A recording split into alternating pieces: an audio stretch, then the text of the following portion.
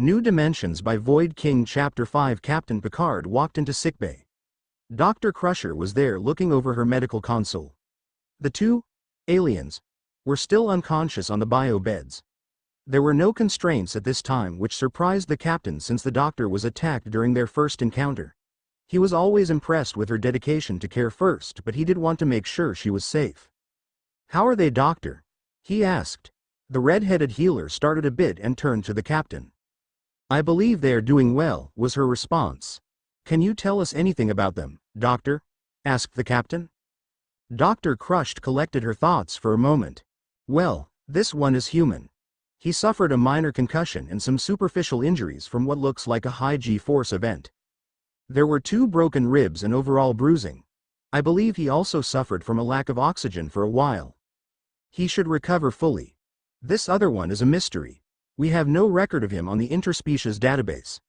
I have been reluctant to treat him too aggressively because we have no baseline, but he seems to be recovering both from his injuries and the phaser stun shot. He is fascinating on many layers. He is oviparous. He seems to be male, but the reproduction method is not clear. He is tough, along the lines of a Klingon." "I see," said the captain. "Can we bring them around?" "It should be safe to wake the human. I would prefer the other individual heal naturally. I can make some assumptions about medical intervention, but if I am wrong, it could kill him." Picard nodded and reached for his comm badge. "Commander Worf, please report to sickbay with a minimal security force. We will be waking one of the occupants of the unknown ship shortly." He noted Beverly's look of disapproval. "Doctor, you were attacked. We are going to be a bit careful." The doctor nodded her assent. Within minutes, Worf appeared with the same ensign who stunned the unfamiliar alien.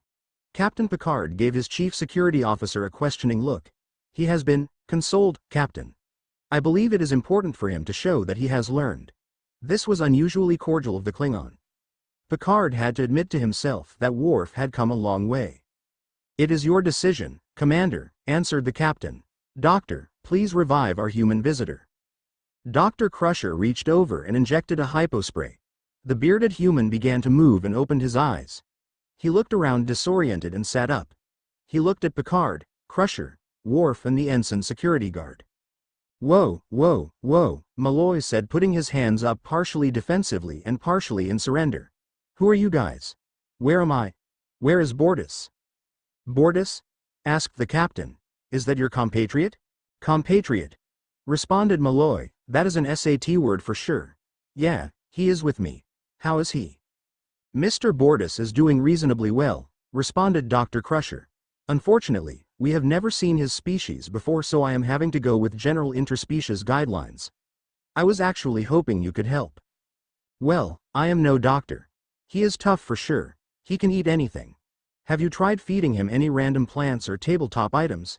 asked Malloy. Dr. Crusher looked perplexed. "I don't believe we have done that. I may hold off for now." "May I ask you name?" asked Captain Picard. "Lieutenant Gordon Malloy. I am the chief helmsman on the USS Orville," he responded. "The USS Orville?" repeated the captain. "I am unfamiliar with that ship. Who is the captain?" "Captain Ed Mercer," answered the Planetary Union officer. "You know, the guy that saved Earth from the Kalan invasion. I am pretty sure it made all the news outlets. By the way, what's up with the uniforms? Did the Planetary Union issue new duds? And who are you, by the way?" "Let's slow down a bit," said Picard. "I am Captain Jean-Luc Picard of the Federation Starship Enterprise. We encountered your ship in a star system and you appeared to be in distress. We attempted to transport you into our medical facilities, but your ship has a quantum signature that prevented us from doing so. We therefore used our tractor beams to pull your ship into our hangar bay, where we found both of you unconscious. As we attempted to bring medical teams to you, Mr. Bortus attacked our doctor. We think he may have been disoriented, but we are still taking precautions." Picard took a breath to let Gordon respond. "Well, Captain, I guess I should say, thank you," said Malloy. He sat up and looked around.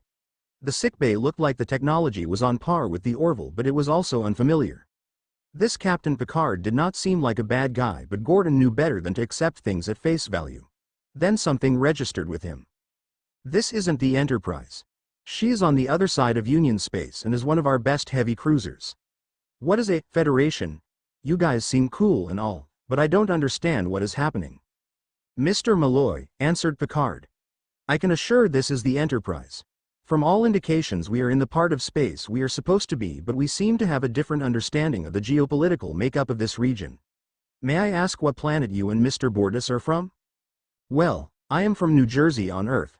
Bordas is a Mochlin from Mochlin. I know, not too original. Have you heard of them? Picard looked at Dr. Crusher and then Worf. He turned to the strangely clad, human officer and said, Earth? That is the home for several of us. I am from France myself. I am trying to understand these differences in organizations we seem to perceive. Just then a noise came from the biobed occupied by Bordas. Worf and the ensign instinctively reached for their phasers but did not draw. Bordas sat up and looked around. Everything was still a bit blurry and he was trying to remember how he got here. He saw 3 humans and one other whose species he did not recognize, although he could help but think he would make a handsome Mochlin if not for all the hair.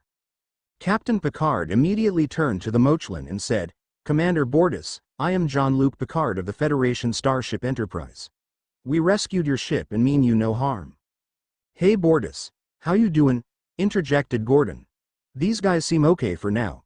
Still trying to figure what is going on. I am Dr. Crusher, said Beverly, subconsciously keeping a bit of a distance. How are you feeling? Bordas saw no reason not to answer that question. I am somewhat disoriented and my head hurts. Otherwise I seem fine. I am sorry I could not do more for you. I have never seen your species before, which limits what we could do, answered the doctor. Bordas began to recollect certain things and looked at the doctor. Did I attack you? Are you injured? I was unaware of where I was and attempted to protect myself. I apologize for the transgression. First of all, I am fine. I understand that you were startled and injured. I believe our Mr. Worf has something to say as well. She turned to the Klingon officer, who in turn looked at the young ensign. He stepped forward and addressed the Orville's second officer. Mr. Bordas, I am the one who stunned you. We had indicated that you were surrendering and I fired to stun. My apologies. Bordas looked at the young officer, who reminded him of some of the officers he helped to mentor. You sought to protect your shipmate. You will learn judgment over time, and left it at that. Picard spoke up once again. Well, if you gentlemen are up to it, we would still like to understand exactly what is going on. For your information, we are on a return trip to Earth to see if we can make any sense of this. I would very much like to return you to your ship. Any idea where they might be? Gordon and Bordas looked at each other. If you are heading the general direction of Earth, we should get pretty close, offered Gordon with a disapproving look from Bordas. Your ship did not seem to possess a warp drive but had an unknown quantum signature. Is your base ship similarly configured? Asked Picard. What is warp drive? Asked Bordas, trying to catch up with the situation. He still felt groggy. Interesting, threw Picard out loud. Would you two look to come to our bridge and talk to our science officer? I think we could locate your ship in short order with a bit of help. Gordon shrugged and Bordas stood up to follow the captain. Gordon quickly realized that Bordas would say nothing, so he responded, sure. The Enterprise was huge. Both Bordas and Malloy quickly realized the size of the Enterprise reviled even the largest heavy cruiser the Union had. The crew was mostly human with some other species that they did not recognize. The captain and security officers led them to a lift system they called a turbolift. After a short ride, the doors opened onto what appeared to be a bridge of some sort. Captain Picard led them to one of the workstations. 2 humanoids were there looking over some data. One was wearing some type of device over his eyes while the other had very white skin, yellow eyes and generally seemed off. Lieutenant Malloy, Commander Bordas, let me introduce Commander Data and Commander Lafort. They have been briefed on what we are doing here. Commanders, I will be at my post. Please assist these gentlemen in finding their ship. Picard turned and went to sit in his command chair. Hi, said Gordon. He looked at Geordi inquisitively. What's with the fancy eyewear? He asked.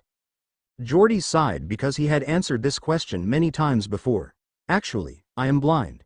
This lets me see, he responded. Oh, I am so sorry, said Gordon in earnest.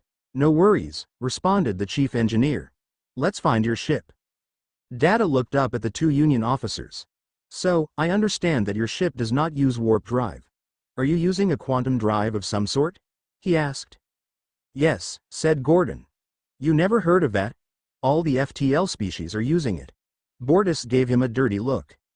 Interesting, said Data. There have been several theoretical papers written about using a quantum drive for faster-than-light travel. I believe we can adjust our sensors to detect a ship using quantum drive. He made some quick calculations and began manipulating his workstation. Bortus noticed that his fingers seemed to be going unnaturally fast. Captain, he said while turning around and standing up. I believe we have detected a ship using a quantum drive relatively close to us. If we change to course 101 Mark 67, we should be able to intercept. Maybe we'll get some answers, and return our guests. Helmsman, make it so, he said. Worf stood at his tactical station looking at the new information coming in. Soon he saw a reading. Captain, we should now be in subspace range, reported the security officer. Hail them, he ordered. No response, replied Worf. Keep trying, said the captain. It is possible that they cannot receive subspace messages, proposed Data. If they are not using warp drive, they may not be looking for it. Bortus and Malloy looked at each other and wondered how this was going to turn out. Not sure where to go, they simply stood behind what appeared to be the navigation console. Malloy took a glance at the panel trying to figure out how it worked. We are adjusting course to maintain an intercept course. There is still no sign that they have seen us, reported the android. Sir, the ship has dropped out of quantum, reported Worf. Match speed and course, go to sublight, ordered Picard. As the image changed from the screen from the characteristic warp distortions of the stars to a static view, an unfamiliar ship appeared in front of them. It was about the size of an Intrepid-class starship but lacked the traditional nacelles that were a sign of a warp-driven vessel. It did have 3 vertically stacked loops in the rear. That's it, said Malloy. That is the Orville. Gentlemen, do you mind standing down here so your captain can see you? Hail them, Mr. Worf. Now that they were at sublight, the message was quickly acknowledged by the Union vessel. Coming on screen now, Captain, said Worf. The bridge of the Orville was laid out somewhat differently than the Enterprise, with many more workstations to the side than the Enterprise and a rear corridor coming out the back. In the middle were 2 officers wearing the same blue that Bortus was, while in front were 2 officers clad in orange as was Malloy. Others were wearing red or green. Picard quickly noted that to his left was a robot. Well, we have an android, he thought to himself. He started the conversation with, Captain Mercer, I am Jean-Luc Picard of the Federation Starship Enterprise. Could we possibly talk for a bit?